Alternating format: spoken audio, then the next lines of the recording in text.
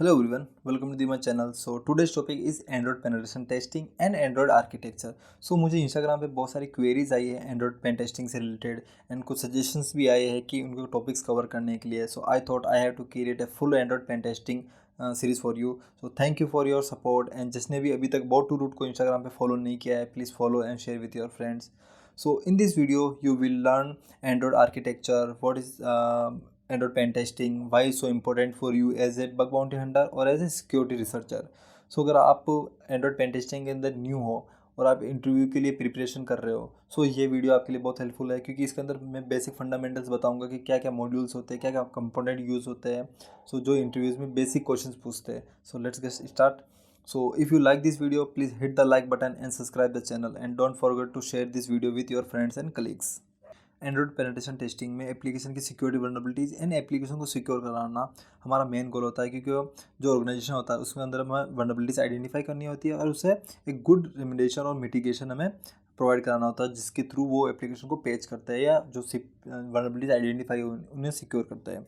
सो Android penetration testing में जो application है उसको एनालाइज करने के लिए हम टू मेथड यूज़ करते हैं, ऑटोमेशन टूल्स और मैनुअल अप्रोच. सो उन डिफरेंट टेक्निक या टेक्टिक्स से जो अटैकर होता है या जो टेस्टर होता है वो अटैक परफॉर्म करता है एंड वल्नरेबिलिटीज़ आइडेंटिफाई करता है.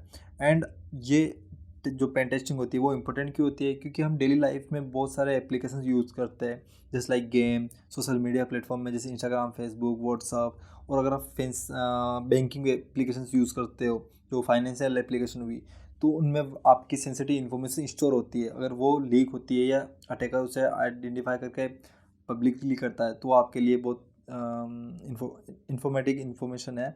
सो जब ऑर्गेनाइजेशन की बात करते हैं, ऑर्गेनाइजेशन इसलिए करवाती है कि उन्हें स्टैंडर्ड्स या पॉलिसीज़ को फॉलो करना होता है. अगर हम फाइनेंशियल एप्लीकेशन की बात करें तो जो एप्लीकेशन ओनर है उन्हें PCI DSS जो गाइडलाइंस है उन्हें फॉलो करना होता है उन्हें, और एप्लीकेशन को सिक्योर करके रिपोर्ट ऑडिटर्स को सबमिट करनी होती है. सो नाउ हम डिस्कस करते हैं आर्किटेक्चर की, एंड्रॉयड पैकेज आर्किटेक्चर. सो एंड्रॉयड पैकेज आर्किटेक्चर में डिफरेंट कंपोनेंट होते हैं जिसकी हेल्प से एंड्रॉयड डिवाइस रन करता है. सो एज यू नो जो एंड्रॉयड डिवाइस है वो एंड्रॉयड एप्लीकेशंस होती है वो ओपन सोर्स लिनक्स कर्नल पर वर्क करती है और उस पर रन करती है. So here is some main component of Android architecture. So यहाँ पे कुछ आर्किटेक्चर्स के कंपोनेंट है just like application, framework, run time, library, kernel. So one by one हम इसे चेक करते हैं. So application is the most top layer of Android architecture. And जो भी प्री इंस्टॉल एप्लीकेशंस होती है just like calendar, media, camera and contact, and जो third party applications होती है जो हम प्ले स्टोर से या कहीं से भी डाउनलोड करते हैं वो सारी इसी एप्लीकेशन लेयर पर वर्क करती है. एंड जब भी आप कोई एप्लीकेशन या एपीके यूज़ करते हो या रन करते हो एंड्रॉयड डिवाइस के अंदर तो वो एंड्रॉयड एप्लीकेशन फ्रेमवर्क की क्लासेस एंड सर्विसेज की हेल्प से एंड्रॉयड रन टाइम में रन करता है. जैसे आप ये देख सकते हो एंड्रॉयड रन टाइम में आपकी एप्लीकेशन रन करेगी. सो वो किसके हेल्प से करेगी, वो क्लासेस एंड सर्विस जो फ्रेमवर्क की क्लासेस एंड सर्विसेज है उनकी हेल्प से करेगी. सो ये जितने भी टर्म्स है एंड्रॉयड रन टाइम, फ्रेमवर्क, हम इस वीडियो में आगे डिस्कस करेंगे. सो सेकंड कंपोनेंट है फ्रेमवर्क, जो एप्लीकेशन फ्रेमवर्क है. सो application framework different important classes and services provide कराता है जिसको डेवलपर रीयूज़ करके जो एप्लीकेशन बना रहा है, वो जो न्यू एप्लीकेशन डेवलप कर रहा है उसे बिल्ड करने में हेल्पफुल होता है. अगर आपको कोडिंग की आपको नॉलेज हो तो उसके अंदर हम क्लासेस, फंक्शंस यूज़ करते हैं. तो वो इसलिए यूज़ करते हैं कि सेम कोड आपको बार बार यूज़ ना करना हो. अगर लेट सपोज कोई फंक्शन क्रिएट करते हैं ऐड, मल्टीप्लाई, डिवाइड का, तो अगर आपको नेक्स्ट टाइम अगर यूज़ करना हो तो सिर्फ उस फंक्शन का नेम को कॉल करना होता है और वो आपका टास्क कन्फर्म कंप्लीट हो जाता है. तो सेम ऐसे ही यहाँ पे प्री बिल्ड जो मॉड्यूल्स बने होते हैं, जो ब्लॉक्स बने होते हैं, तो जस्ट एप्लीकेशन में यूज़ करना होता है और वो एप्लीकेशन आपकी रन हो जाती है और सर्विसेज यूज़ कर सकते हैं. So also by using framework application access hardware. So हम सिंपल में देखें तो framework helping managing user interface with application resource है. सो अगर सिंपल टर्म्स में बात करें इसकी तो framework user interface and application resource के बीच में कम्युनिकेशन एंड मैनेज करने में हेल्पफुल होता है कि जो आपके जो डिवाइस है, जो सर्विसेज है, वो उस रिसोर्स को लेके आपकी एप्लीकेशन को रन करने में हेल्पफुल होता है. So here is few services like activity manager, notification manager, view system and package manager. So ये सभी services based on your requirement new application develop करने में हेल्पफुल होता है. सो याद देख सकते हो जो एक्टिविटी मैनेजर है, जब आप एंड्रॉयड मैनिफेस्ट फाइल पढ़ोगे तो मैं जो इस नेक्स्ट वीडियोज़ आएगी, जो सीरीज़ आएगी उसके अंदर मैनिफेस्ट फाइल भी आपको बताएंगे. तो उसमें जो एक्टिविटीज़ हो रही है लाइक लॉगिन हो गई, साइन अप हो गई, फॉरगेट पासवर्ड फंक्शनलिटी हो गई, वो सारी एक्टिविटीज़ है। तो वो यहाँ पे जो लाइफ साइकिल है उस एक्टिविटीज़ की, उनको मैनेज करने में हेल्पफुल होता है। कंटेंट प्रोवाइडर क्या होता है, जो आपकी डिटेल्स है, जो डेटा है वो ड्राइव स्टोरेज से या किसी और थर्ड पार्टी एप्लीकेशन में शेयर करना, वहाँ से कंटेंट उठाना, वहाँ पे कंटेंट प्रोवाइडर आपका यूज़फुल होता है। रिसोर्स मैनेजर क्या होता है कि जो भी आपका कोड लिखा हुआ है, स्ट्रिंग्स है, कलर्स है, जो भी डिज़ाइंस है, जो तो यूज़र इंटरफेस जो लेआउट बन रहा है, वो सारा हेल्पफुल होता है यहाँ पे, और इसके थ्रू मैनेज होती है। एंड नोटिफिकेशन मैनेजर मीन्स अगर आपकी एप्लीकेशन व्हाट्सअप है, सो अगर आपके पास कोई न्यू नोटिफिकेशन या न्यू मैसेज आता है तो आपको पॉपअप मैसेज आ जाता है, या आप अलार्म लगाते हैं तो एक नोटिफिकेशन आ जाता है कि एप्लीकेशन का अलर्ट आया है समथिंग कुछ। एंड व्यू सिस्टम में जितनी भी एक्टिविटीज़ रन हो रही है आपके रन अभी एप्लीकेशन में, तो वो आपको इंटरफेस प्रोवाइड कराती है। तो ये सारे हम वन बाय वन टेस्ट करेंगे कैसे यूज़ होते हैं। सो यहाँ पे अब नेक्स्ट है आपका एंड्रॉयड रन टाइम, जो कि आपका थर्ड कंपोनेंट है। So Android run time environment is one of the most important part of Android. And इसमें कुछ इंपॉर्टेंट कंपोनेंट होते हैं like library, Dalvik virtual machine, जिसको हम DVM भी बोलते हैं। सो सिंपल टर्म्स में जो रन टाइम है वो एक एनवायरनमेंट प्रोवाइड कराता है जिसको high level language code like Java को मशीन कोड में ट्रांसलेट करता है, जिसकी हेल्प से CPU से प्रोसेस करता है।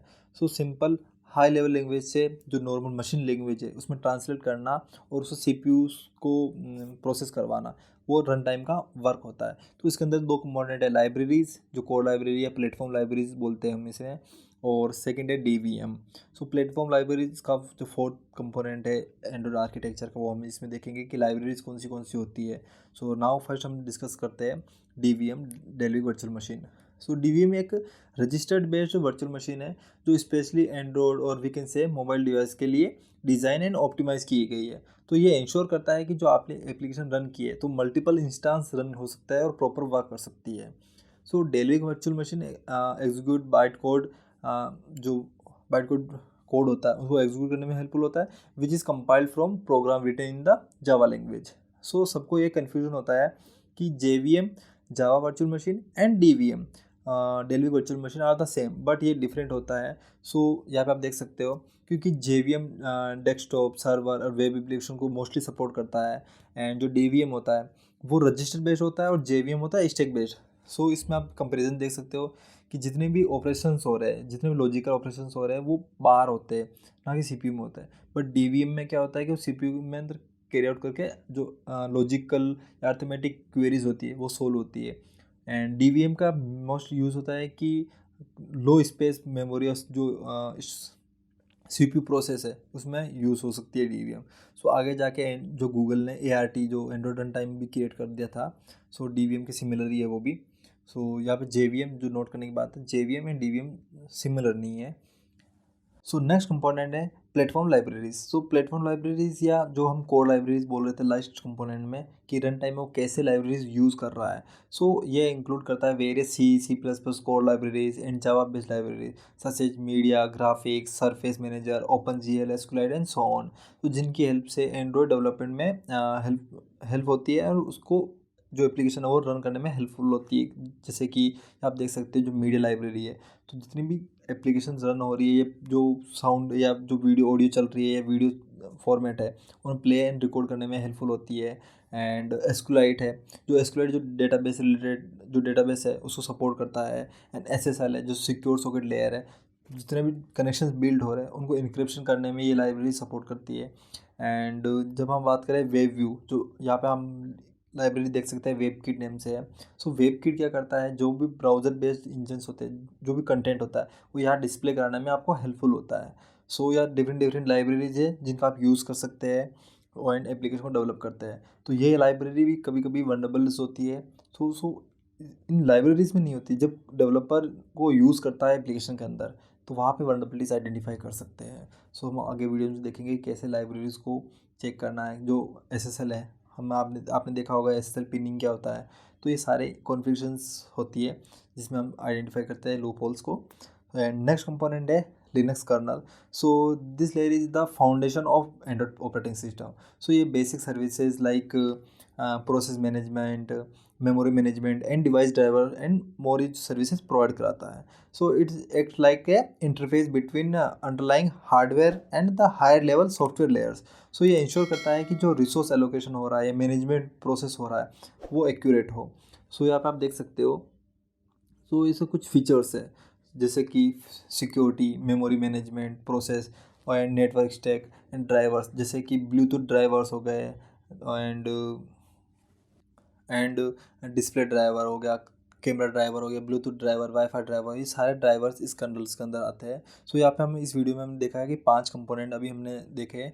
फर्स्ट है application layer and application framework, Android run time, libraries, core libraries और you can say platform libraries and last and final Linux kernel. So इसमें हम आप आगे चेक करेंगे जो एप्लीकेशन बिल्ड हो रहा है वो कैसे बिल्ड हो रहा है, उसे डिकम्पाइल करने के बाद जो मॉड्यूल्स आ रहे हैं उनमें स्टैटिक टेस्टिंग कैसे होती है. So thank you for the watching my video and subscribe the channel please.